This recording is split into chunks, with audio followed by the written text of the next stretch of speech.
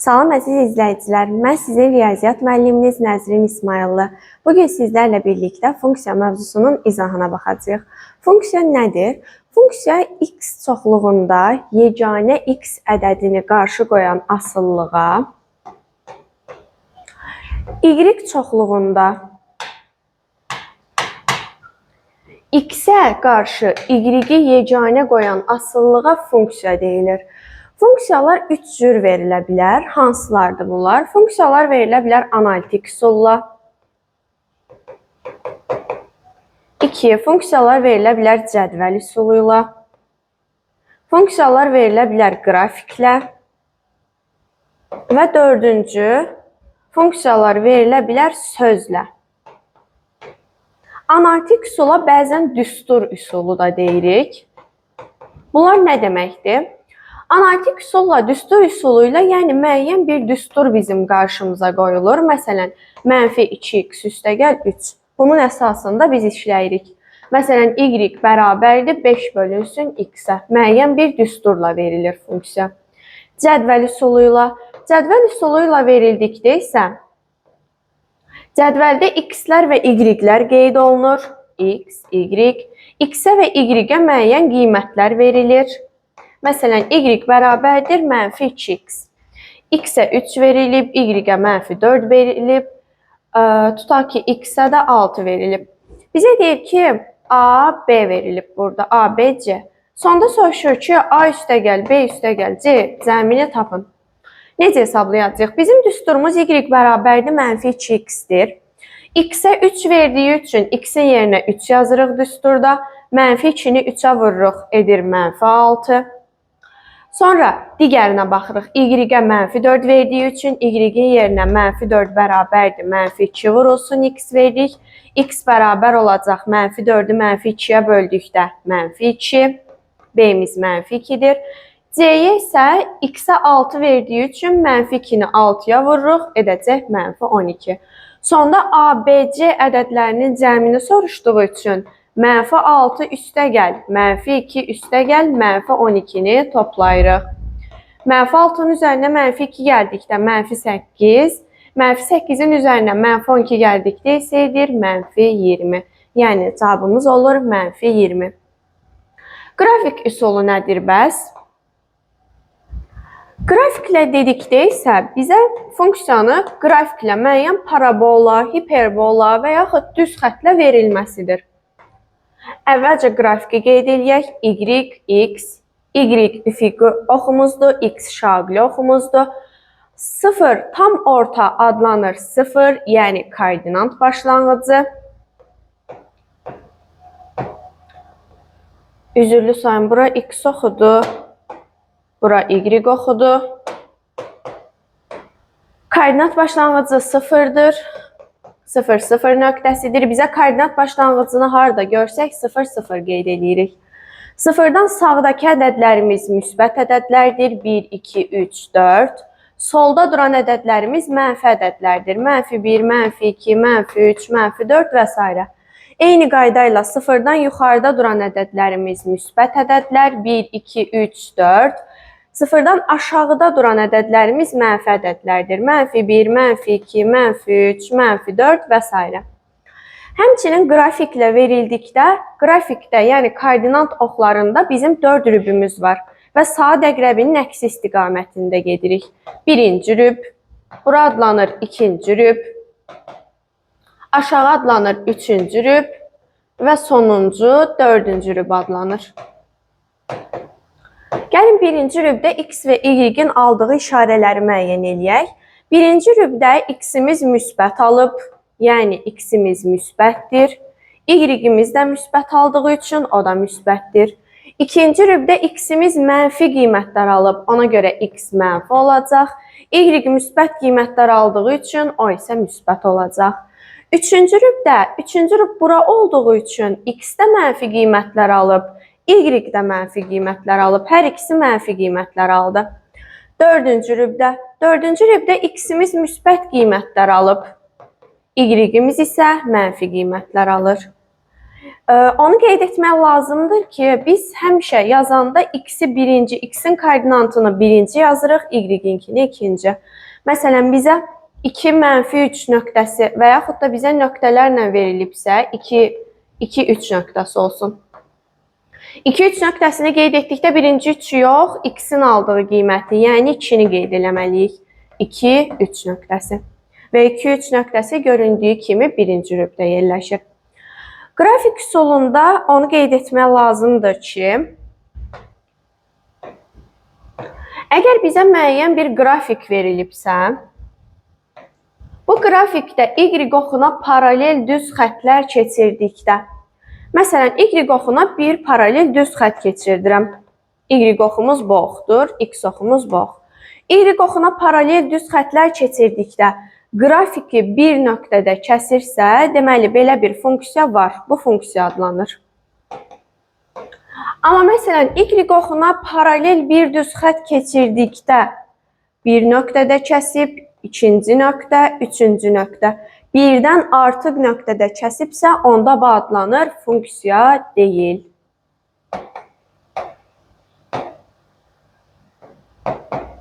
Funksiya deyil. Funksiyada qrafik üsulundan keçdikdən sonra keçirik sözlə. Sözlə necə verilə bilər? Məsələn, deyək ki, funksiyada verilib ki,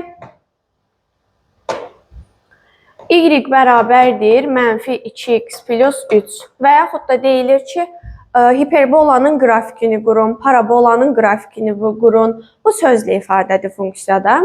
Funksiyada bunları bildikdən sonra keçirik nəyə? Təyin oblastı və qiymətlər çoxluğu. Funksiyada təyin oblastı və qiymətlər çoxluğu nədir?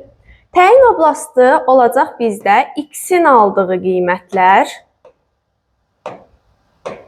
x-in aldığı qiymətlər, qiymətlər çoxluğu isə adlanır y-in aldığı qiymətlər. Təyin oblastını df ilə işarə edirik, qiymətlər çoxluğunu yf ilə işarə edirik. Təyin oblastı və qiymətlər çoxluğu. Məsələn, buna aid bir misala baxaq. Y bərabərdir 2x üstəgəl 3. Deyir, bunun təyin oblastını və qiymətlər çoxluğunu tapın. Təyin oblastını df ilə işarə etdiyimiz üçün df bərabərdir yazacağam. Təyin oblastı x-in aldığı qiymətlər olduğu üçün biz bu funksiyaya baxırıq, verilən funksiyada. Funksiyada x hansı qiymətlər ala bilər və yaxud da hansı qiymətlər ala bilməz düşünürük. Düşünək, x hansı qiymətlər ala bilməz? X-ə mən burada 0 da verə bilərəm, 1 də, 10 da, 100 də, 1000 də, mənfi 5 də. İstədiyim rəqəmlər verə bildiyim üçün x-ə bizə maneə heç nə törətmir. Ona görə təyin oblastım olacaq mənfi sonsuzluqdan müsbət sonsuzluğa qədər bütün ədədlər. Bəs qiymətlər çoxluğum, yəni YF. YF də eyni qayda ilə Y-ə mən nə verməyə bilərəm ki? Heç nə, istədiyim rəqəm verə bilərəm. Onda x-in müəyyən qiyməti olacaq Y-ə istənilən qiymətlər verdikdə. Deməli, qiymətlər çoxluğumda mənfi sonsuzluqdan müsbət sonsuzluq olacaq. Bəs sual ola bilər ki, müəllimə, biz mənfi sonsuzluq, müsbət sonsuzluq hallarına baxdıq. Bəs nə zaman bizə maneə törədə bilər?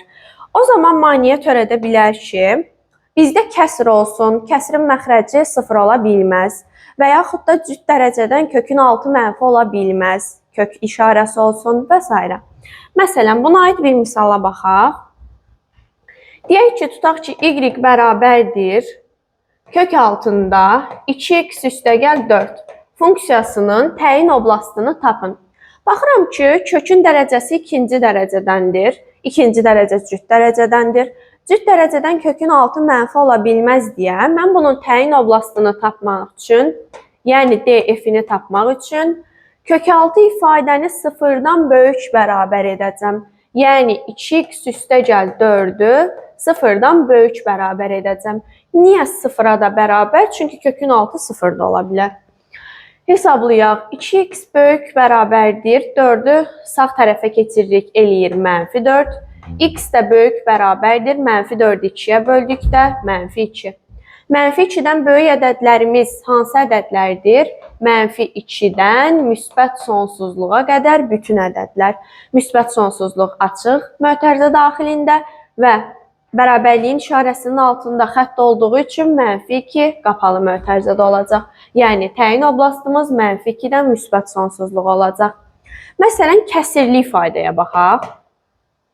Tutaq ki, deyir ki, 1 bölünsün, ya da 5x olsun. 5x üstə gəl 4 bölünsün, -6x üstə gəl 3. Deyir, bunun təyin oblastını tapın. Təyin oblastı nə idi dedik bayaq? X-in aldığı qiymətlər. X-in aldığı qiymətlərdə bizə nə maneə törədə bilər? Məxrəc. Çünki məxrəc heç vaxt 0 ola bilməz. Deməli, -6x. -6x üstə gəl 3-ü biz 0-dan fərqli götürməliyik. -6x fərqli olmalıdır. -3-dən 3-ü sağ tərəfə keçirdim, mənfi oldu. X də fərqli olmalıdır. -3 böl -6. Mənfini mənfiyə böldükdə müsbət alınacaq. 6-da 3. 6-da 3-ü də ixtisar edək. 2-də 1. Deməli, x 2-də 1-dən fərqli olmalıdır. Bəs bunu uşaqlar deyə bilər ki, necə interval şəklində yazaq? Deməli, -2-də 1-i mən buradan müsbət 2-də 1-i daha doğrusu buradan çıxarmalıyam. Yəni, yazıram mənfi sonsuzluqdan 2-də 1-ə qədər, amma 2-də 1 bura daxil deyil. Sonra 2-də 1-dən isə müsbət sonsuzluğa qədər bütün ədədlər. Yəni, burada 2-də 1 daxil deyil, amma mənfi sonsuzluqdan müsbət sonsuzluğa qədər bütün rəqəmlər ala bilər. Bu oldu bizim təyin oblastı və qiymətlər çoxluğumuz. Təyin oblastı və qiymətlər çoxluğunu bitirdikdən sonra bir də onu qeyd etmək istəyirəm ki, təyin oblastı və qiymətlər çoxluğunu bizə funksiya üzərində də soruşa bilər. Məsələn, deyək ki, belə bir funksiya verib, buranı 2 qeyd edib, buranı 4, buranı 5, buranı 6 tutaq. Bura x oxumuzdur, bura y oxumuzdur. Bizə deyir ki, təyin oblastını və qiymətlər çoxluğunu tapın bu funksiyanın. Necə tapacağıq? Təyin oblastı dedik, nəyin aldığı qiymətlərdir? X-in. X-in aldığı qiymətlər funksiya üzərində hardan ara qeyd olunub? 2-dən 4-ə qədər və 2 və 4 də daxildir, çünki onların da başlanğıc və son nöqtələridir. Bəs qiymətlər çoxluğu nə idi? Y-in aldığı qiymətlər. Y-in aldığı qiymətlər hardan aracandı? Funksiya üzərində 5-dən 6-ya can qeyd olunub. Ona görə bu da olacaq 5-dən 6-ya qədər.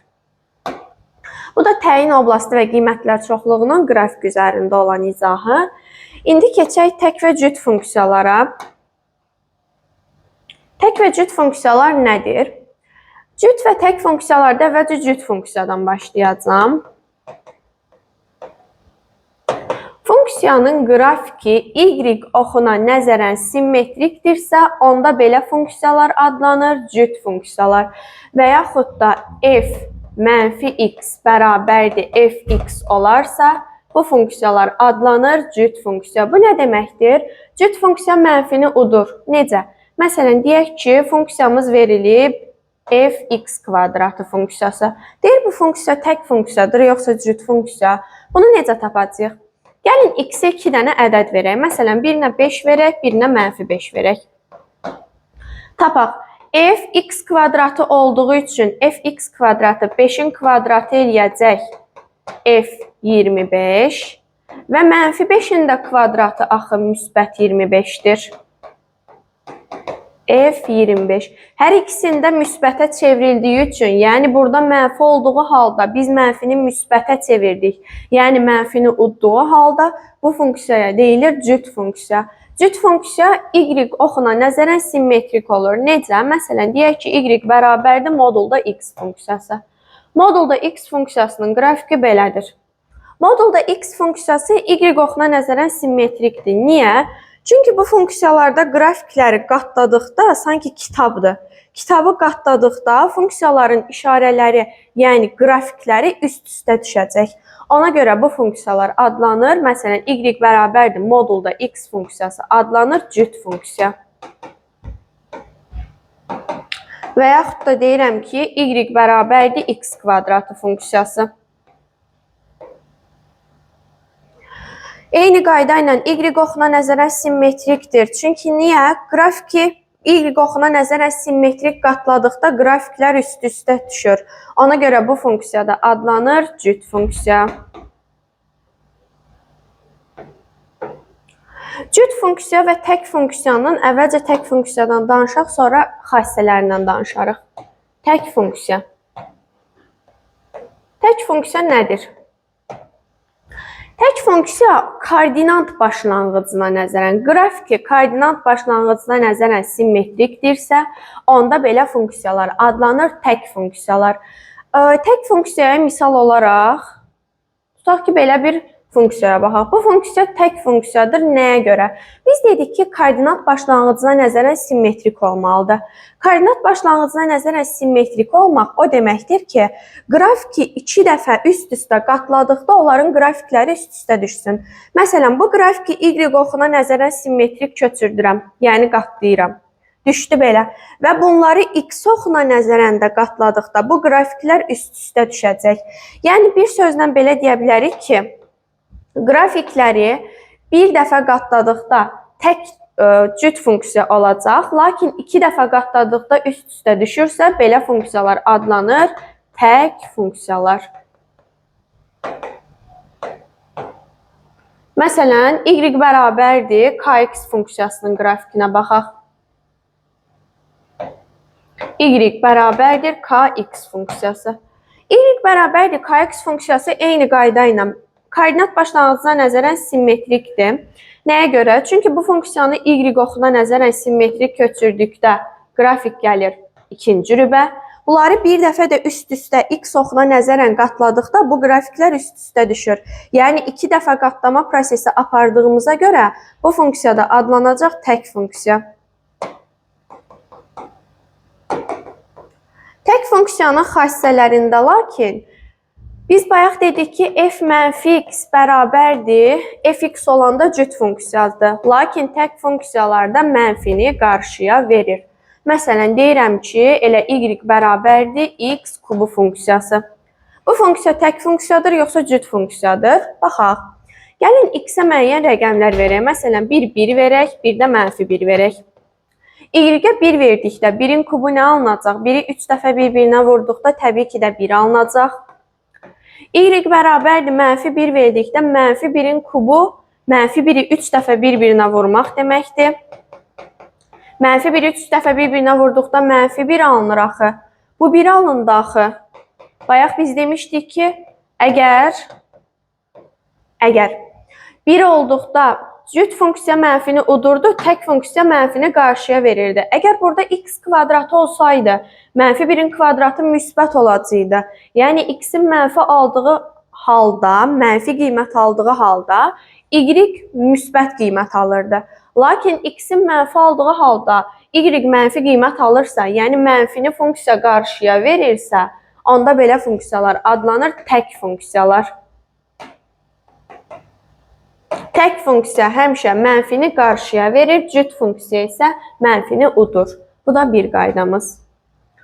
Tək və cüt funksiyalardan danışdıqdan sonra gəlin tək və cüt funksiyalarda trigonometrik funksiyaların təkliyini, cütlüyünü qeyd edək. Bunu trigonometriyanın özündə də keçəcəyik, lakin burada da qeyd edəcəm. Y bərabərdir sinus x funksiyamız adlanır tək funksiya. Həmçinin y bərabərdir tangens x funksiyamız tək funksiyadır. Y bərabərdir kotangens x funksiyamız tək funksiyadır.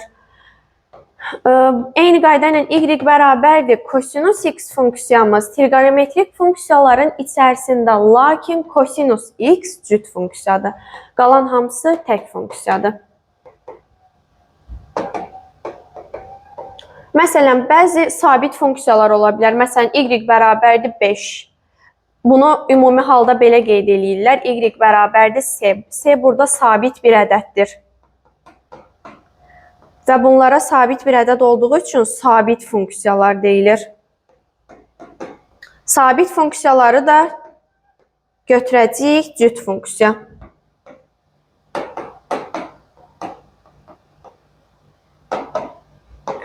və yaxud da y bərabərdir x kvadratı funksiyası bayaq qeyd etdik ki, cüt funksiyadır. Y bərabərdir x-dir və yaxud y bərabərdir x kubudur və s. Belə funksiyalar adlanır tək funksiya. Modulda x funksiyası adlandı cüt funksiya. Bayaq qrafikini çəkmişdim, nəyə görə olduğunu demişdik. Cüt funksiya və s. Tək və cüt funksiyaları dedikdən sonra keçirik tək və cüt funksiyaların xassələrinə.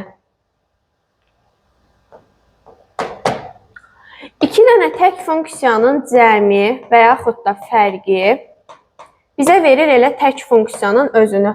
Burada t-lər tək deməkdir, c-lər isə cütlə işarə elədim, f isə funksiya deməkdir. Və yaxud da cüt funksiya ilə cüt funksiyanın cəmi fərqi həmişə cüt funksiya verir. Tək funksiya ilə cüt funksiyanın cəmi fərqi nə tək, nə də cüt funksiyadır.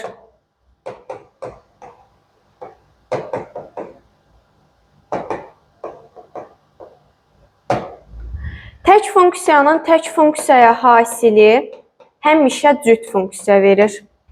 Tək funksiyanın cüt funksiyaya hasili həmişə tək funksiya verir. Cüt funksiyanın cüt funksiyaya hasili həmişə cüt funksiya verir. Gəlin nisbətlərə baxaq. Tək funksiyanın tək funksiyaya nisbəti həmişə cüt funksiya verir. Tək funksiyanın cüt funksiyaya nisbəti həmişə tək funksiya verir. Bunlar oldu tək və cüt funksiyaların xassələri. Tək və cüt funksiyaların xassələrindən danışdıqdan sonra keçirik artan və azalan funksiyaya. Artan və azalan funksiya nədir? Əvvəlcə artan funksiyadan başlayıram. Əgər bizə funksiyada x1 və x2 ədədləri veriblərsə və x1 x2-dən böyük f(x1) də f(x2)dən böyük olarsa, onda belə funksiyalar adlanır artan funksiyalar. Məsələn, deyək ki, y bərabərdir 2x üstəgəl 3. Deyək, bu funksiya artandı, yoxsa azalan. Necə tapacaq? Gəlin, x-ə 2 dənə qiymət verək. Məsələn, 1 verəcəm, 1 də 2 verəcəm. Daha doğrusu x-ə verirəm. Üzürlü sayın. X-ə 1 verdikdə, x-in yerinə 1 yazıram. 2-ni 1-ə vurduqda 2, 2-nin üzərinə 3 gəldikdə 5. Digərini hesablayaq. 2-ni 2-yə vurduqda 4, 4-ün üzərinə 3 gəldikdə 7. Baxırıq ki, x-lər 1-dən 2-yə gəldikdə artıb və y-lər də 5-dən 7-yə gəldikdə artdı. Hər ikisi x-lər və y-lər eyni zamanda artırsa, onda bu funksiya adlanacaq artan funksiya.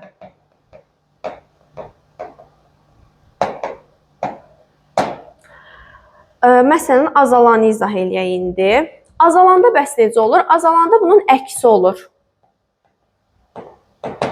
Əgər x1 x2-dən kiçikdirsə, lakin f(x1) f(x2)dən böyük olarsa, onda belə funksiyalar adlanır azalan funksiyalar. Məsələn, bir dənə funksiya verək, y bərabərdir -2x funksiyası. X-ə müəyyən qiymətlər verək, 1 verək, y-ə bir dəfə də 2 verək. X-ə daha doğrusu. X-ə 1 verdikdə, x-in yerinə 1 yazaq, -2-ni 1-ə vurduqda -2 eləyəcək. Y bərabərdir. X-in yerinə 2 yazdıqda, -2-ni 2-yə vurduqda -4 edəcək. Baxıram ki, x-lər 1-dən 2-yə gəldi, artdı, düzdür. Lakin y-lər -2-dən -4-ə gəldi. Deyirsiniz, niyə ki, müəllimə 2-dən 4-ə görəndə artır da, mənfilərdə kiçik olan böyük olur axı. Ona görə -2-dən -4-ə gələndə bizdə azaldı. X-lərin qiyməti artdı, y-lərin qiyməti azaldı olursa, biri artıb, digəri azalanda olur ümumi funksiyamız azalan funksiya. Lakin hər ikisi artırsa və yaxud hər ikisi eyni zamanda azalırsa, onda belə funksiyaya artan funksiya deyəcəyik. Bir də onu qeyd edək ki, azalan funksiyalar əsasən kəsir formasında görəcəyik. Bir də mənfi ədədlər harda gördük, bunu azalan funksiya qeyd edəcəyik.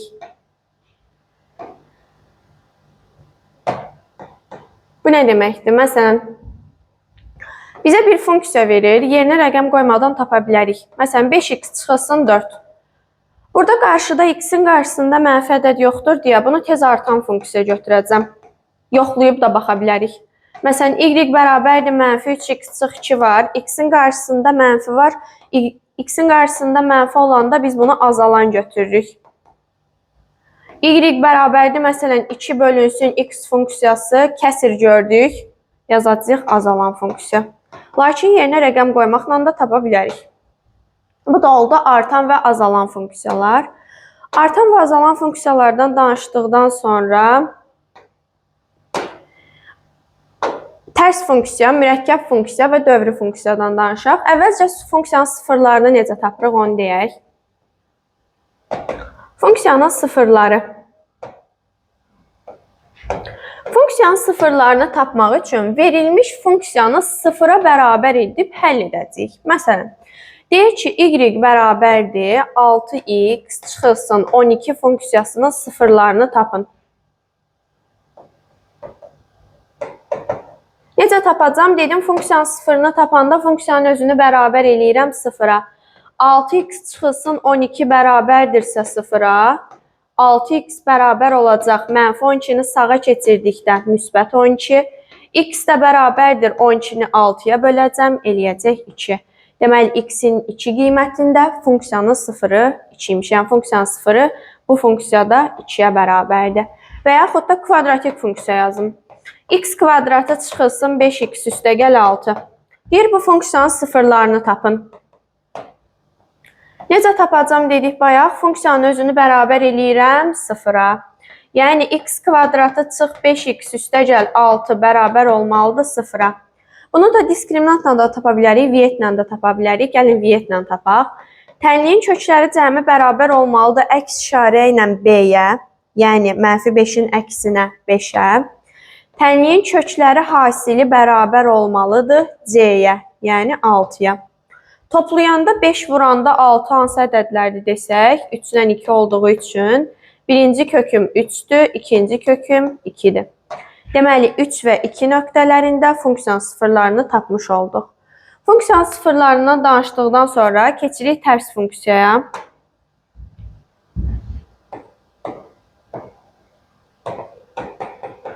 Tərs funksiya. Tərs funksiya nədir? Tərs funksiyanı tapın deyəndə əvvəlcə ilk addımımız nə olur? Y və verilən funksiyada y və x-in yerini dəyişirik. İkinci addımımız olur ki, verilmiş funksiyada y-i tapırıq. Necə? Məsələn, tutaq ki, bizə belə sual verilib. Y bərabərdir 2x üstəgəl 7. Deyir, funksiyasının, daha doğrusu tərs funksiyasını tapın. Tərs funksiyanı bəzən belə də işarə eləyirlər. Y üstü mənfi 1 və yaxud da f üstü mənfi 1x. Bunların hamısı tərs funksiyanın işarələridir. Tərs funksiyanı göstərir. Necə tapacam? Dedik, y və x-in yerini dəyişirəm. Y-in yerinə x yazacam. X-in yerinə y yazıram. 2y üstəgəl 7. İkinci addımım nə idi? Dedik, y-i tapırıq. Y-i tapaq. 2y-i saxlayaq yerində. 7-ni keçirək sol tərəfə. 7 müsbətli sol tərəfdə mənfi olacaq. X çıx 7. Y-i tapmaq üçün təbii ki də hər tərəfi 2-yə bölməliyəm. 2-yə böldükdə 2y-i 2-yə böldüm. Y, x çıx 7-ni də 2-yə böldükdə alınacaq x çıx 7 bölünsün 2. Bəzən bu funksiyanı kəsirlə də verə bilir. Necə? X bölünsün 2-ni yazır. 2-də 1x parçalayıb yazır sanki. 7-ni də 2-yə bölür, yazır məsələn 2-də 7 və yaxud da 7-ni 2-yə böləndə 3,5. Deməli, y bərabərdir 2x plus 7 funksiyasının tərsi oldu. Y bərabərdir 2-də 1x çıxılsın 2-də 7. Bu da oldu tərs funksiyamız. Tərs funksiyanı keçdikdən sonra keçirik mürəkkəb funksiyaya. Uşaqların ən çox çətinlik çəkdiyi yer. Mürəkkəb funksiya nədir? Mürəkkəb funksiya bir funksiya daxilində digər bir funksiyanın verilməsinə deyilir. Necə? Funksiyalar, məsələn, bizə 2 dənə funksiya verilib. Fx bərabərdir 5x üstəgəl 4. İkinci funksiyamız verilib gx bərabərdir mənfi 2x üstəgəl 3. Deyir ki, bu funksiyanın mürəkkəb funksiyası olan fgx-i tapın. Və yaxud da deyir, bu funksiyanın mürəkkəb funksiyası olan jfx-i tapın. Bu nə deməkdir? Fgx mürəkkəb funksiyadır. Göründüyü kimi mürəkkəb sözü elə çətin deməkdir. Yəni, iki dənə funksiyanın daxilində olması deməkdir. Bir-birinin daxilində olması deməkdir. Bunu necə tapacağım? Fgx o deməkdir ki, f funksiyamızın içində j funksiyası var. İndi mən də f funksiyasının daxilindəki x-in yerinə j-ni yazacağım.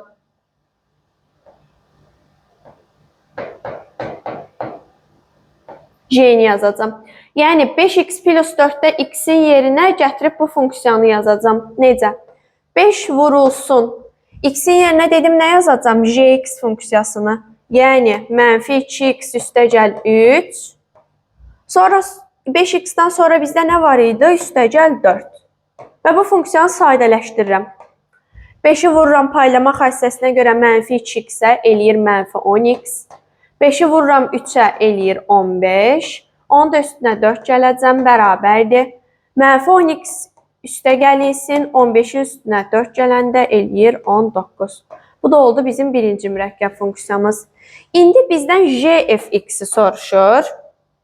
Jfx-i tapanda isə j funksiyasının içərisindəki x-in yerinə f funksiyasındakını yazacağım. Yəni, mənfi 2 vurulsun.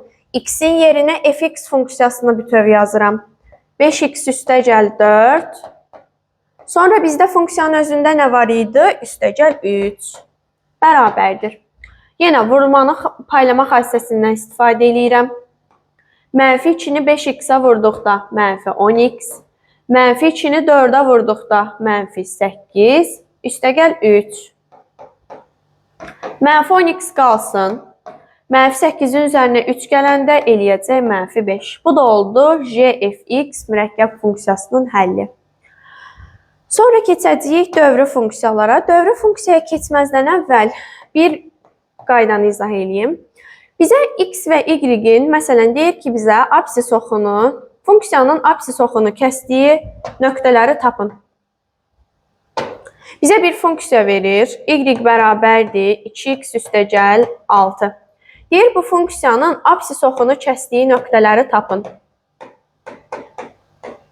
Absis oxunu kəsdiyi nöqtələri tapın.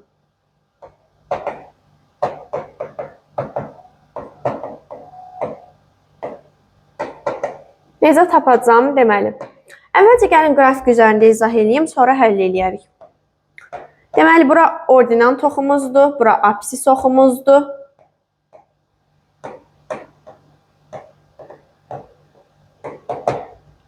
Bizə deyir ki, absis oxunu kəsdiyi nöqtə. Absis oxu bu oxdur. Deməli, buranı kəsəcək. Müəyyən bir qrafikdir. Absis oxunu kəsdi. Absis oxunu kəsdiyi yerdə absisin müəyyən qiyməti var. Amma y oxu 0 qiymət alıb axa. Baxın, buradan 0-a gedir o. Deməli, absis oxunu kəsəndə x olduğu kimi qalır, y-i 0-a bərabər eləyirik.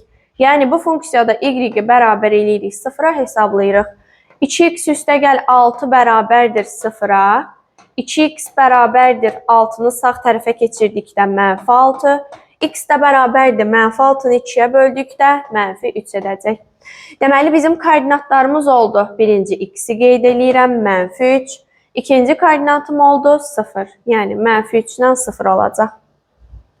Eyni qayda ilə bizə desəydi ki, ordinant oxunu kəsdiyi nöqtələri tapın.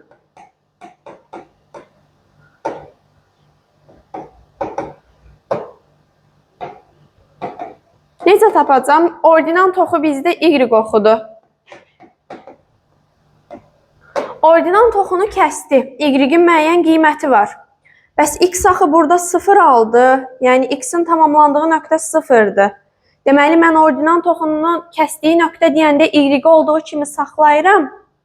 Y olduğu kimi qalacaq. X-in yerinə 0 verəcəm. Olacaq 2 vurulsun. X-imiz 0-dır. 2 vur 0. Üstəgəl 6-ya. 2-ni 0-a vurduqda 0, 0-ın üzərinə 6 gəldikdə 6. Deməli, y-imiz 6 oldu. Ordinal toxunu kəsəndə x də 0 olurdu deyə 0-dan 6 nöqtələr oldu. Bu da oldu cavabımız. Sonra keçirik dövrü funksiyalara. Dövrü funksiya.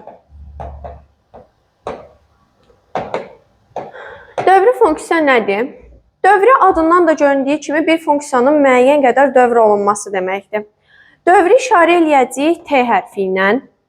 Məsələn, funksiyanın dövrü deyirəm ki 5-dir. Və yaxud da funksiyanın dövrü -5-dir və s. Bunu necə tapırıq? Məsələn, bizə deyir ki f21 funksiyasının dövrü 5-dir və bu funksiya hansı funksiyaya bərabərdir? Dövrü 5-dir. Əvvəlcə baxıram ki, f21 funksiyasının içində 5 nə qədər var? Neçə dəfə təkrarlanıb, yəni neçə dəfə dövr olunub? 21-i 5-ə böldüm, 4 qaldı. Deməli, 4 dəfə təkrarlandı. Bizə təkrarlanan hissə maraqlı deyil. Qalıq hissəni yazırıq. 25-i 5-ə böldükdə 4, qalıqda 1 alındı. Ona görə bu funksiya elə f1-ə bərabərdir. Yəni, qalıqda alan funksiyaya. Məsələn, deyirəm ki, dövrüm 3-dür. F28 funksiyasını tapın. 28-dir, dövrüm 3-dür. Dövrüm 3 olduğuna görə 28-in içində görək 3 nə qədər təkrar olunub. 28-i böldüm 3-ə, 9. 9 dəfə təkrar olundu. Bu bizə maraqlı deyil. Bizə qalan lazımdır.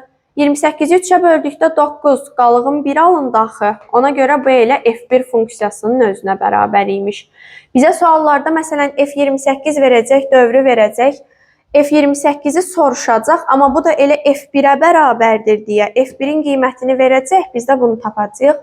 Buna aid misal işləyərik indi. Dövrü funksiyanı dedikdən sonra keçirik xətti funksiya. Xətti funksiya nədir? Xətti funksiya y bərabərdir kx üstəgəl b şəklində ifadə olunan funksiyalara xətti funksiyalar deyilir. Xətti funksiyanın qrafiki düz xəttdir.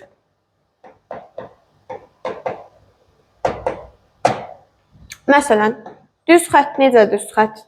Belə ola bilər və yaxud belə ola bilər, belə kəsə bilər, belə kəsə bilər, koordinat başlanğıcından da keçə bilər. Yəni, istənilən bir düz xətt adlanır, qrafiki xətti funksiyanın qrafiki olacaq. Bəs xətti funksiyada k nədir, b nədir? K-ya deyəcəyik biz mütənasiblik əmsalı və yaxud da deyəcəyik bucaq əmsalı. Əmsalı və yaxud da bucaq əmsalı.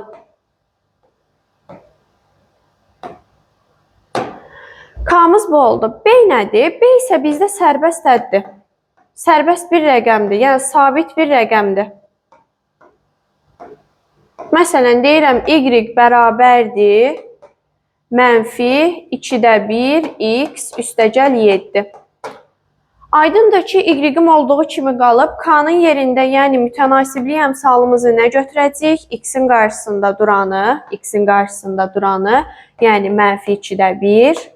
B-ni nə götürəcəyik? B sərbəst əddimiz idi, B-miz isə olacaq 7. Bəzən uşaqlar burada işarəni mənfi qoyur. Uşaqlar bunu 7 yazır və cavabda nə isə soruşulanda səhv alınır. Biz burada müsbət B-dir. Lakin bizdə -7 verəndə biz təbii ki, onun mənfiliyini də qeyd etməliyik. B -7 olacaq.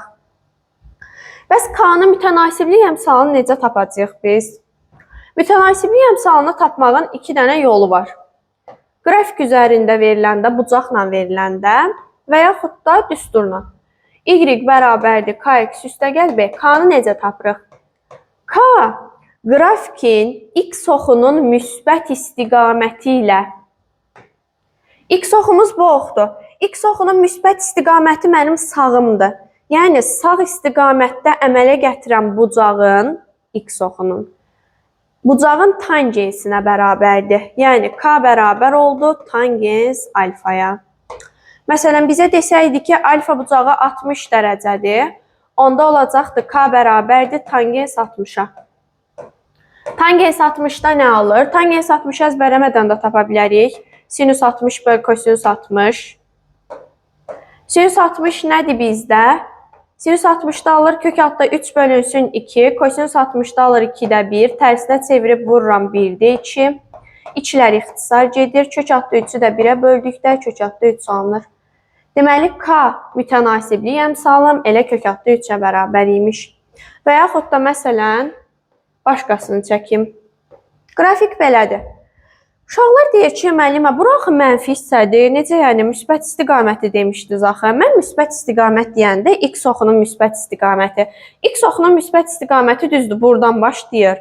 Lakin x oxunun müsbət istiqaməti deyirəm, müsbət istiqamətində demirəm.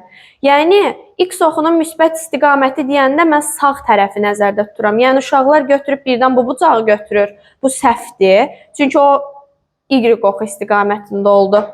X oxunun müsbət istiqamətində deyir deyə mən bu tərəfi götürəcəm. Bura alfa olsa K bərabər olacaq tangens alfaya.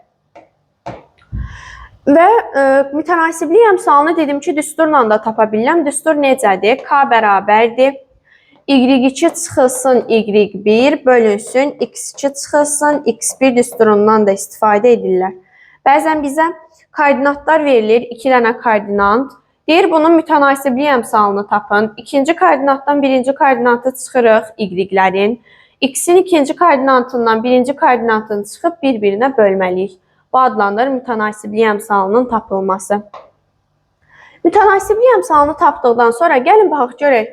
Kx plus b funksiyası təkdir, cütdür və yaxud da artandır, azalandır, dövrü nədir və s. Bunlara baxaq. Əvvəlcə başlayıram təyin oblastından. Baxıram ki, burada kəsir yoxdur, kök altı yoxdur cüt dərəcədən, bizə maneə törədən heç nə yoxdur. Təyin oblastım onda nə olacaq? Yəni, bütün rəqəmlər mənfi sonsuzluqdan müsbət sonsuzluğa qədər bütün ədədlər. Bəs qiymətlər çoxluğum nədir? Qiymətlər çoxluğu bərabərdir. X-ə istənilən qiymətlər verə bilirəmsə, təbii ki də Y-ə də istənilən qiymətlər verə bilərəm. Bu da olacaq mənfi sonsuzluqdan müsbət sonsuzluğa qədər. İkinci, baxaq görək artan funksiyada azalan. Biz bayaq demişdik ki, K mənfi olanda, yəni mənfi ədəd görəndə biz bunu azalan götürürdük. Deməli, əgər K-sı sıfırdan böyük olarsa, K müsbət ədəd olarsa adlanacaq artan funksiya. Əgər K-sı sıfırdan kiçik olarsa, yəni mənfi ədəd olarsa, onda adlanacaq azalan funksiya. Üçüncü, baxaq görək bu funksiya təkdir, cütdür. Kx funksiyası, məsələn 5x, 6x bu funksiya adlanır tək funksiya. Bu funksiya adlanır tək funksiya. B funksiyası da sabit funksiyadır. Bu funksiya bayaq demişdim ki, sabit funksiyaların hamısı cütdür. Təklə cütün cəmi bizə nə verir? Təklə cütün cəmi bizə nə verir? Nə tək, nə cüt. Ona görə xətti funksiyamız nə tək, nə də cüt funksiyadır. Bunları dedikdən sonra gəlin qrafikinin qurulmağına keçək. Xətti funksiyanın. Xətti funksiyanın qrafikini, işarələri necə qururuq, necə tapırıq? Y bərabərdir Kx plus b-dir. Əgər funksiyanın qrafiki x oxunun müsbət istiqaməti ilə iti bucaq əmələ gətirirsə, K-sı həmişə sıfırdan böyük olur. Əgər kör bucaq əmələ gətirirsə, onda həmişə K-sı sıfırdan kiçik olur, yəni mənfi olur. Məsələn, baxıram bu funksiyaya. Funksiyanın qrafikini bizə verib. X oxumuz bu oxdur, təbii ki də Y oxumuz bu oxdur. X oxunun müsbət istiqaməti deyir, yəni sağ tərəfə baxacam. Burayla əmələ gətirdiyi bucaq necə bucaqdır? İti bucaqdır. İti bucaq olduğu üçün, iti bucaq olanda dedim nə olur? K-sı sıfırdan böyük olur. Deməli, bu funksiyanın K-sı sıfırdan böyük imiş. Bəs B-nin işarəsini necə tapıram? B, Y oxu ilə kəsişmə nöqtəsidir. Y oxu ilə kəsişmə nöqtəsidir. Baxaq görək, funksiya Y oxu ilə harda kəsişib? Baxıram, funksiya Y oxu bu oxdur, harda kəsişib? Baxın, burada kəsişib. Bu Burada kəsişib bura 0-dır. 0-dan yuxarıdakılar təbii ki də müsbətlərdə, aşağıdakılar mənfilər olduğu üçün biz aşağıda kəsişib deyə B-imiz oldu mənfi. Və yaxud da başqa funksiyaya baxaq. Deməli, x oxunun müsbət istiqaməti ilə k-nı tapacağam. X oxunun müsbət istiqaməti sağ tərəfdir. Deməli, bucağım buradan buracandır. Təbii ki də bu bucaq kör bucaqdır. Kör bucaq olanda dedim nə olur? K-sı 0-dan kiçik olur. Yəni k-sı mənfi olur. Bəs B-ni necə tapırdım? B, y oxundan kəsişmə nöqtəsi idi. Yəni buradır. Bura B-dir. B-miz yenə 0-dan aşağıda kəsişib deyə B-miz də mənfi olacaq. Başqasına baxaq.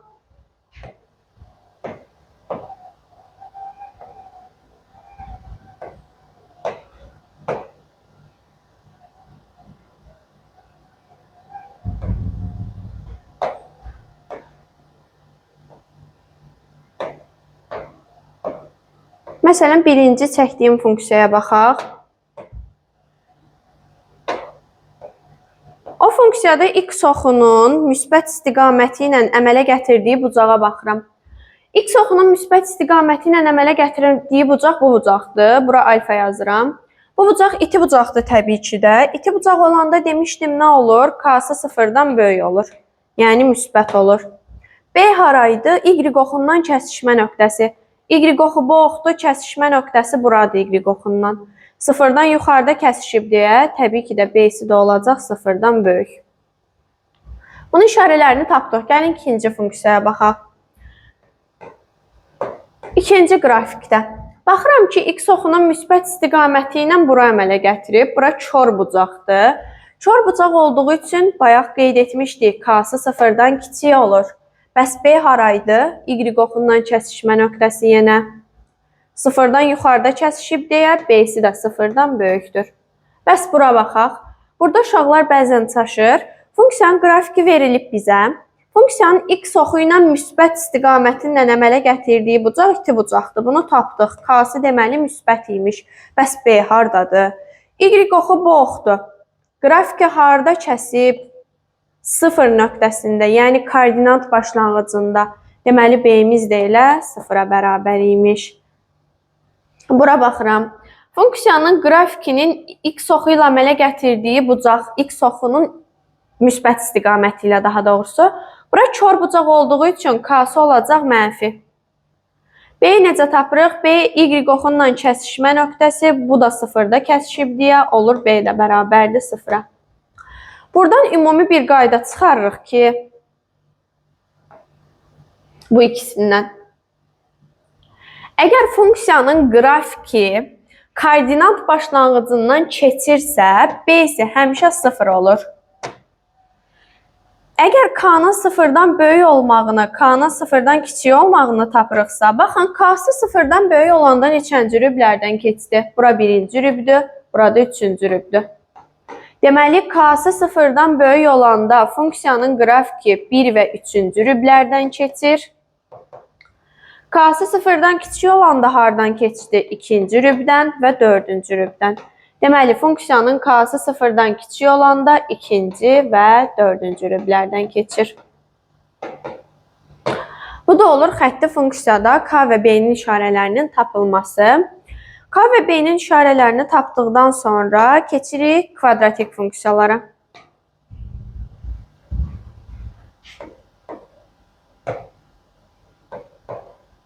Əvvəlcə onu qeyd edeyim ki, xətti funksiyalarda qrafiklərin iki qrafikin kəsişməsi də verilə bilər bizə. K1x üstəgəl B1, y bərabərdir K2x üstəgəl B2. Əslində bunu tənliklər sistemində izah eləmişdim. Demişdim funksiyada da keçəcəyik. İndi funksiyada da qeyd edəcəm.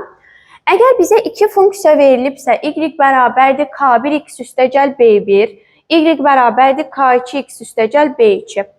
Bu funksiyaların qrafikləri nə vaxt görək üst-üstə düşəcək və yaxud sonsuz sayda həlli olacaq? Biz demişdik ki, funksiyanın nə vaxt yeganə həlli olur?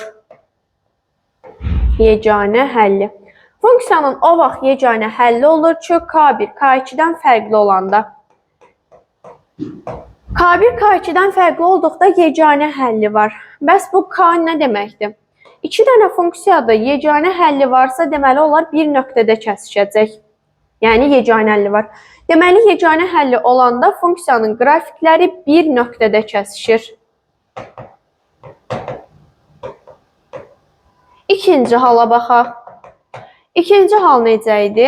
Sonsuz sayda həlli var. Daha doğrusu tənliklər sisteminin nə vaxt sonsuz sayda həlli olurdu? K1 K2-yə bərabər olanda, B1 də B2-yə bərabər olanda. Bəs bunu qrafik üzərində necə göstərəcəm? Sonsuz sayda həlli olması üçün qrafiklər üst-üstə düşməlidir. Yəni bu qrafiklər bir-birinə bərabər olmalıdır. Deməli, bu sonsuz sayda olduqda deyəcəyik, qrafiklər üst-üstə düşür.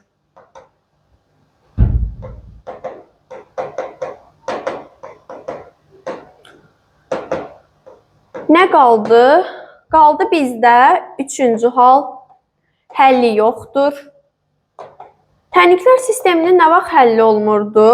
K1 K2-yə bərabər olanda, lakin B1 B2-dən fərqli olanda. Həlli yox idi. Bəs bunu qrafik üzərində necə izah eləyəcəyik? Həlli yoxdursa, deməli bunların heç bir ortaq nöqtəsi yoxdur. Heç bir ortaq nöqtəsi olmamaqda bu qrafiklərin bir-birindən paralel yerləşməsini göstərir. Həlli yoxdur olduqda bu qrafiklər bir-biri ilə paralel olur. Keçirik dördüncüyə.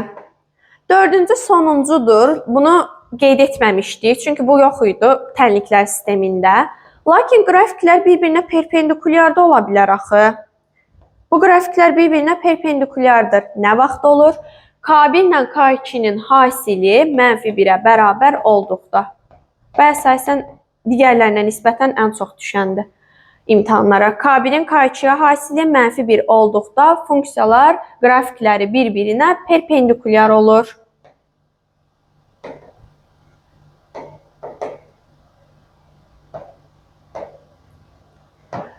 Qrafiklərdən xətti funksiyanın qarşılıqlı vəziyyətindən danışdıqdan sonra keçirik kvadratik funksiyalara. Kvadratik funksiyalar, kvadratik tənliklərimiz necə idisə elədir. Kvadratik tənliklərimiz necə idi? Üzürlü sayın funksiyalar. Kvadratik funksiyalar, deməli, y bərabərdir ax kvadratı üstəgəl bx üstəgəl c şəklində göstərilən funksiyalarımız adlanır kvadratik funksiyalar. Kvadratik funksiyalarda abs təbii ki də istənilən bir ədədlərimizdir. Sonra keçirik bunların bəs təyin oblastı qiymətlər çoxluğunu necə tapırıq? Kvadratik funksiyaların təyin oblastı və qiymətlər çoxluğunda əgər df-ini, yəni x-in aldığı qiymətləri soruşursa, kvadratik funksiyada x-i istədiyim rəqəmlər verə bildiyim üçün təyin oblastım olacaq mənfi sonsuzluqdan müsbət sonsuzluğa qədər bütün ədədlər. Qiymətlər çoxluğunu tapmaq üçün biz əvvəlcə təpə nöqtələrinin koordinatlarını verməliyik. Əvvəlcə onu qeyd eləyək ki, kvadratik funksiyanın qrafiki paraboladır. Parabola. Parabolada belə olur və yaxud da aşağıda ola bilər. İstənilən formada verilə bilər və yaxud da belədir. Yuxarıda da ola bilər, aşağıda da ola bilər. İstənilən şəkildə bunların hamısının adı paraboladır. Parabolanın bəs təpə nöqtələrinin koordinatları nədir? Tutaq ki, belə bir parabola çəkmişəm. Parabolanın təpə nöqtələrinin koordinatları onun təpə nöqtəsində yerləşən x və y-in aldığı qiymətlərdir. Bunları nə ilə işarə eləyirəm? Bura x oxudsa, bura y oxudsa, təbii ki də buranı x sıfırla qeyd eləyəcəm, buranı y sıfırla. Bu olacaq təpə nöqtəmizin koordinatı x0, digəri isə olacaq y0. Təpə nöqtəsinin koordinatlarının özünə məxsus düsturları var. x0 bərabərdir mənfi b bölünsün 2a-ya. AB təbii ki də kvadratik funksiyada olan əmsallarımızdır. Y0-ın düsturu nədir? Mənfi diskriminant bölünsün 4a. Diskriminantın düsturu necə idi? B kvadratı çıx 4ac.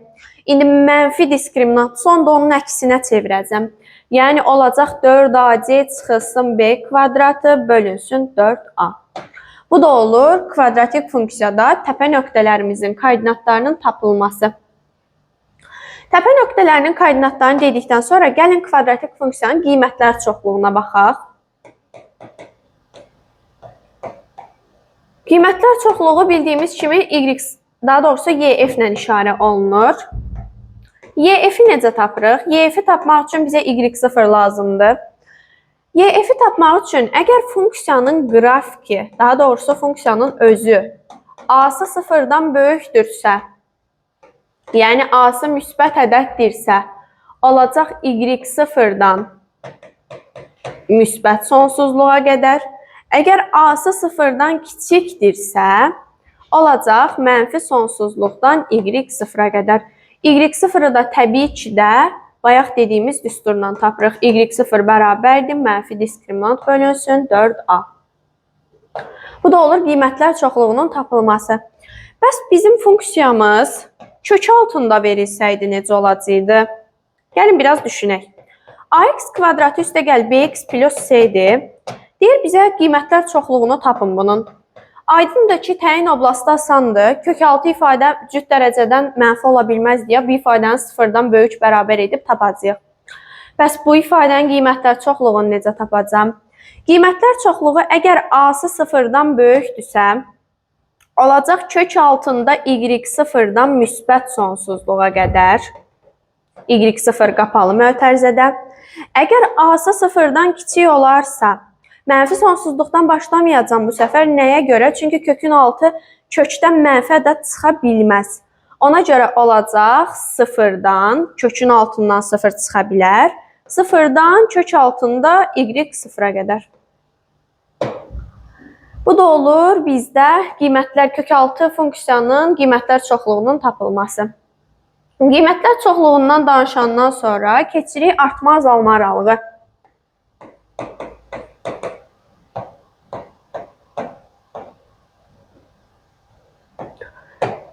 Deməli, daha doğrusu kvadratik funksiyada y bərabərdir ax kvadratı üstə gəl bx üstə gəl c. Artma azalma aralığını necə tapıram? Əvvəlcə a-nın sıfırdan böyük halına baxıram və artma halına baxıram. Artma azalma aralığında bizə x0 lazım olacaq. X0-ın da düsturunu bayaq yazmışdıq. Yenə yazaq. Mənfi b bölünsün 2a. İndi a-sı sıfırdan böyük olduqda artma aralığımız necə olacaq? X0-dan müsbət sonsuzluğa qədər.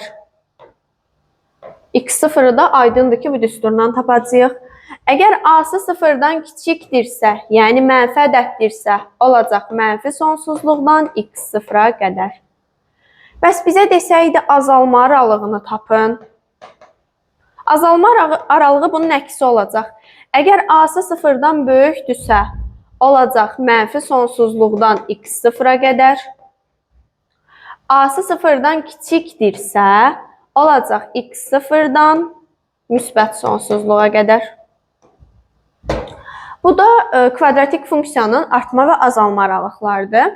Artma və azalma aralıqlarından danışdıqdan sonra keçirik kvadratik funksiyada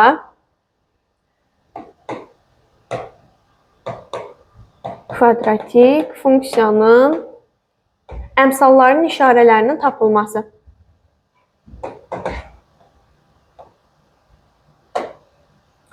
Y bərabərdir ax kvadratı üstə gəl bx üstə gəl c funksiyamız verilib. Bizə deyir ki, a-nın, b-nin, c-nin işarələrini tapın. Gəlin əvvəlcə diskriminantları deyim, diskriminantın işarələrini. Birinci hal, ikinci hal və üçüncü hal.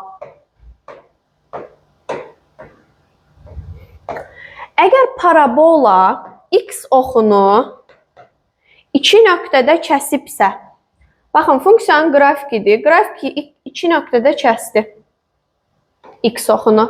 Buralar adlanır x1 və x2 köklərimiz. İki nöqtədə kəsibsə, diskriminant sıfırdan böyük olur. İkinci hal, əgər qrafik x oxunu kəsmirsə, y oxunu kəssə olar, amma x oxunu kəsməyibsə, onda həmişə diskriminant sıfırdan kiçik olur. Əgər qrafik x oxuna toxunubsa, yəni x oxu üzərindədirsə, onda diskriminant bərabər olur 0-a və tənliyin, kvadratik tənliyin 1 kökü olur, x1. Bu olur diskriminantların tapılması. Diskriminantların tapılmasında bəzən belə suallar düşə bilir ki, funksiyanın hansı qiymətində diskriminantın 0-dan böyük olmasına aid deyir ki, məsələn, y bərabərdir 2x kvadratı üstə gəl 3x çıxılsın ki, kvadratik funksiyasının nə vaxt həmişə müsbət və yaxud da nə vaxt həmişə mənfi qiymətlər alır.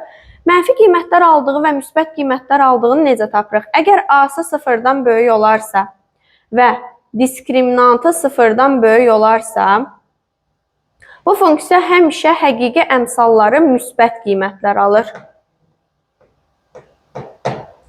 Əgər a-sı 0-dan böyük, daha doğrusu a-sı 0-dan kiçik, diskriminantı 0-dan kiçik olarsa, bu funksiya həmişə mənfi qiymətlər alır.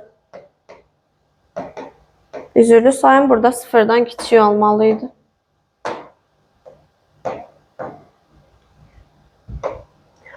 Bunları dedikdən sonra keçirik funksiyanın işarələrinin tapılmağına.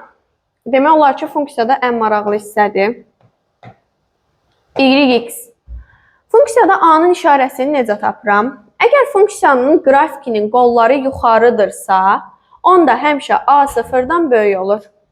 Amma funksiyanın qrafikində qollar aşağıdırsa, onda funksiyanın qrafikində A-sı həmişə mənfi olur, 0-dan kiçik olur. Bəs B-ni, C-ni necə tapırıq? Əvvəlcə gəlin C-ni tapaq. C, qrafikin Y oxu ilə kəsişmə nöqtəsidir. Y oxu ilə kəsişmə nöqtəsi. Bura Y oxumdur, bura X oxumdur. Qrafik Y oxundan harada kəsişib burada? Baxın, bura adlanacaq C. Deməli, bu funksiyanın C-si nədir? 0-dan aşağıdadır deyə C-si mənfidir. Bəs A-sı nədir? A-sı qollar yuxarı olduğu üçün A-sı 0-dan böyük olur. Yəni, bu funksiyaya baxaq. Bunun qolları aşağı idi deyə mənfi idi. Bəs C-ni necə tapacam? C, Y oxu ilə kəsişmə nöqtəsidir. Y oxundan burada kəsişib. Deməli, bura C-mizdir bizim. C-miz 0-dan yuxarıda yerləşdiyi üçün müsbət olur. Yəni, C də 0-dan böyük olur. Bəs burada C-ni necə tapırıq? Bununla bu eynidir. Burada qeyd etdiyimiz kimi aşağıda kəsişib deyə C-si 0-dan kiçik olur. Gəlin B-ni tapaq indi.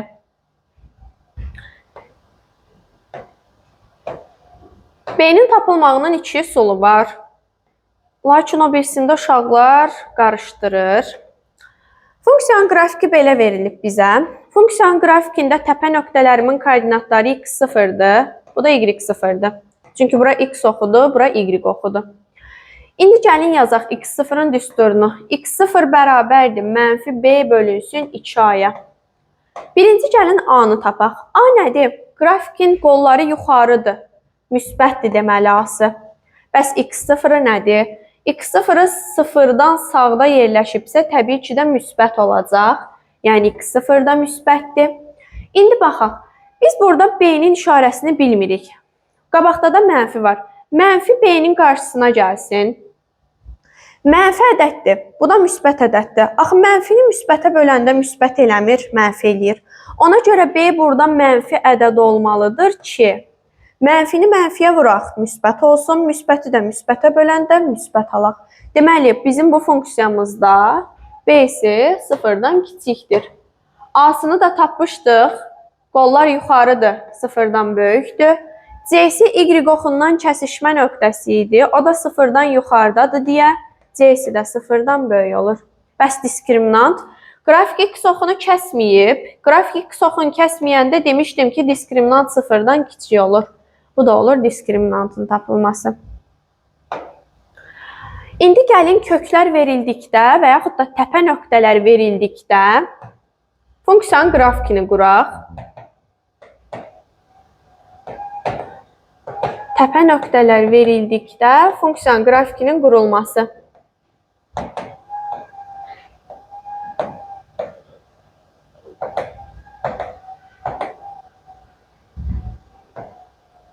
Təpə nöqtələrini biz x0 və y0-dan işarə etmişdik. Deməli, funksiyanı necə quracağam? Qayda belədir. Y bərabərdir A vurulsun, X çıxılsın X0-ın mötərizədən kvadratı, üstəgəl Y0. Bu bizim düsturumuzdur. X0-dan Y0 aydındır ki, təpə nöqtələrimizdir.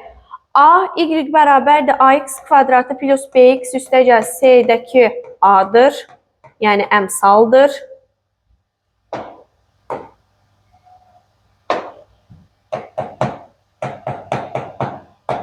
Y isə hər hansı bir funksiyamızdır. Məsələn, deyirəm ki, Y bərabərdir -2 vurulsun, X üstəgəl 7-nin mötərizədən kvadratı çıx 5.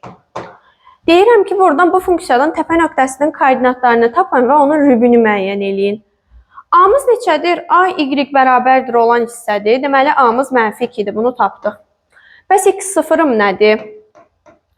Burada diqqətli oluruq. Uşaqlar götürür X0-ı 7 yazır. Axı, bəs birində düsturda mənfidir, burada plusdur. X0 həmişə bu ədədin əksi götürülür. Yəni, 7-nin əksi -7 olacaq. Deməli, X0-ın -7-dir. Nəyə görə?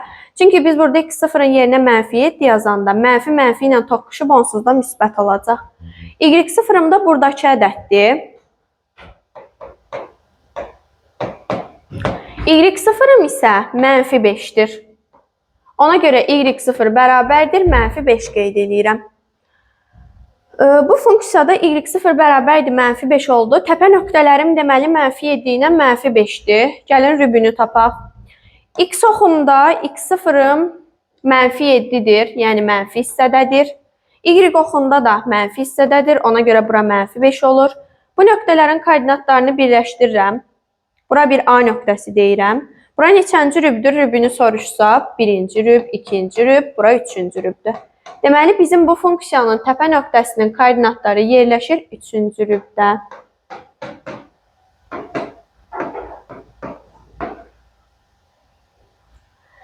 Gəlin keçək, misallara baxaq.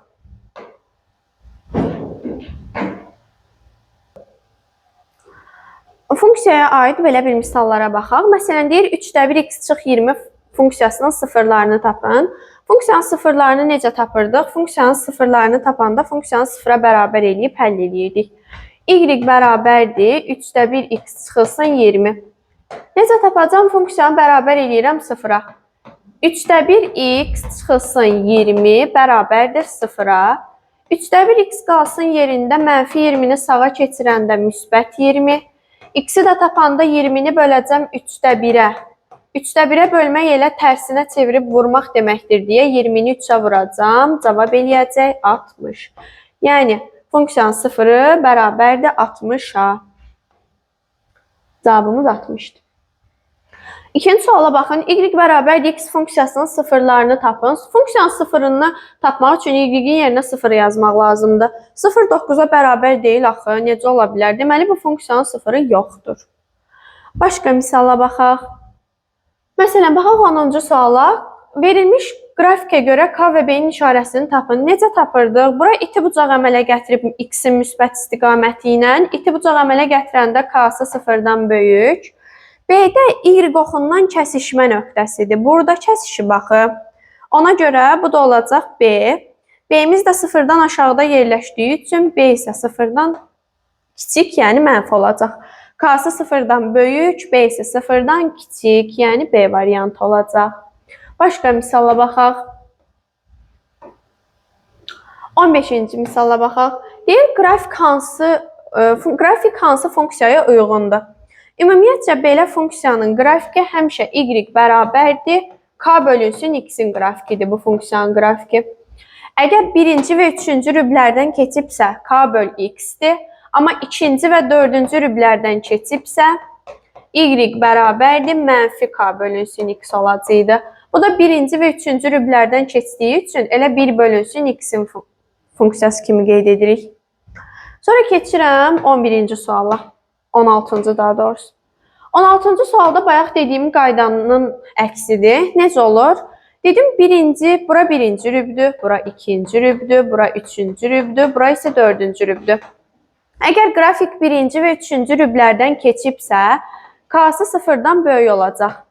İkinci və dördüncü rüblərdən keçibsə, B-si sıfırdan kiçik olacaq. Yəni, B bölü X olduğu üçün B-si sıfırdan kiçik olur. Yəni, K sıfırdan böyük, B sıfırdan kiçik olacaq. Yəni, C variantı. 19-cu suala baxaq, maraqlı sualdır. Fx sabit funksiyası üçün F1, F3, F9 mənfi 27 olarsa F64-ü hesablayın. Bu funksiyada sabit funksiya olduğu üçün, sabit funksiya nədir? Yəni, bizdə F1 də məsələn 5-ə bərabərdir, sabitdir. F3 də 5-ə bərabərdir, Fx də 5-ə bərabərdir. Yəni, bütün funksiyaların qiymətləri sabit bir rəqəmdir. İndi bu funksiyaların qiymətləri eynidirsə, təbii ki də buna x yazsam, x-in kubu bərabər oldu mənfi 27-yə. Deməli, x bərabər olacaq mənfi 3-ə. F funksiyanın biri mənfi 3-dürsə, onda təbii ki də fx sabit funksiya olduğu üçün f64-ün özü də mənfi 3-ə bərabər olacaq. Çünki sabit funksiyalar bütün qiymətlərdə eyni qiymətlər almalıdır. Sonra keçək kvadratik funksiyaya aid misallara baxaq.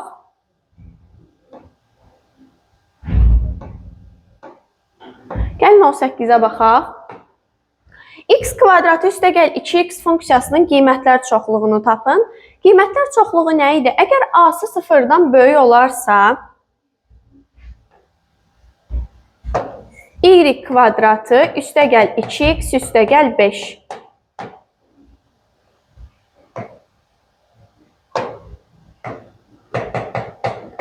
Bu funksiyanın qiymətlər çoxluğunu necə tapacağım? Baxıram ki, A-sı 1-dir, yəni sıfırdan böyükdür. Deməli, olacaq y sıfırdan müsbət sonsuzluğa qədər.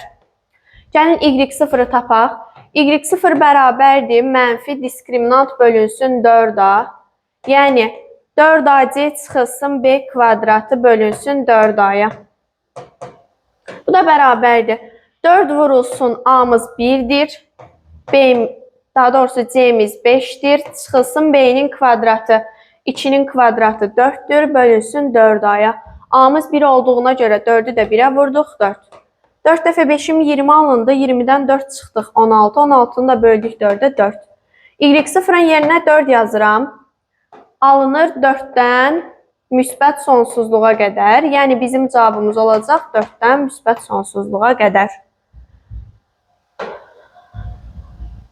Lakin açıq mötərizə yox, həmişə düsturlarda qapalı mötərizə olduğu üçün 4'dən müsbət sonsuzluğa qapalı. Bugünlük funksiya mövzumuzun izahına çatdıq. Ümid edirəm ki, bu video sizin üçün xoş olmuşdur. Çox sağ olun.